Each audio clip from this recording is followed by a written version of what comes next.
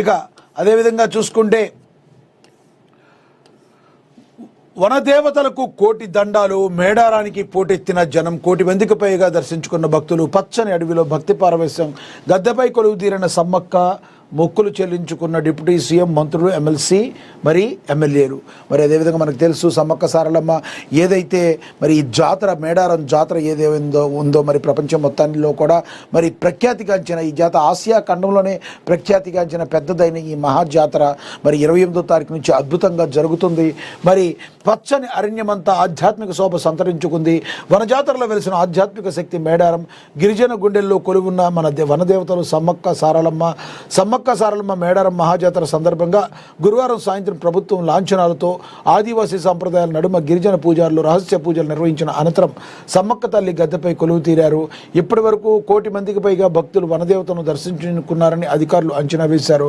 కోరిన కోరికలు తీర్చే కోట్లాది భక్తుల కొంగు బంగారం మేడారంలోని శ్రీ సమ్మక్క సారలమ్మ అమ్మవారిని భక్తులు నీరాజనాలు, శివసత్తుల మధ్య భక్తులు దర్శించుకున్నారు. అమ్మవార్లకు నిర్వెత్తు బంగారం అంటే బెల్లాన్ని బంగారంగా అంటారు కాబట్టి బెల్లాన్ని సమర్పించి మొక్కులు చెల్లించుకున్నారు. గురువారం ఉదయం సమ్మక్క సారలమ్మను మంత్రి పొంగులేటి శ్రీనివాసరెడ్డి దంపతులు దర్శించుకున్నారు. మరి వనదేవతలకు కోటి దండాలు, మరి మేడారానికి పోటెత్తిన భక్తజనం అని కూడా ప్రచురించారు. మరి ఎంతో ప్రతిష్టాత్మకంగా మరి తెలంగాణ గవర్నమెంట్ కూడా తీసుకుని వచ్చిన భక్తులకు ఎటువంటి అసౌకర్యాలు కలగకుండా కట్టుదిట్టమైన భద్రతా ఏర్పాట్లు అయితే చేసింది. నా భూతో నా భవిష్యత్ అన్న విధంగా మేడారం జాతర అద్భుతంగా కొనసాగుతుంది అని దీనిలో ప్రచురించడం జరిగింది. అది మనకు కూడా తెలుసు. ఇక అదేవిధంగా రాహుల్ ఖర్గేలతో శశి థరూర్ భేటీ, మేమంతా ఒక్కటే అంటూ శశి థరూర్ క్లారిటీ.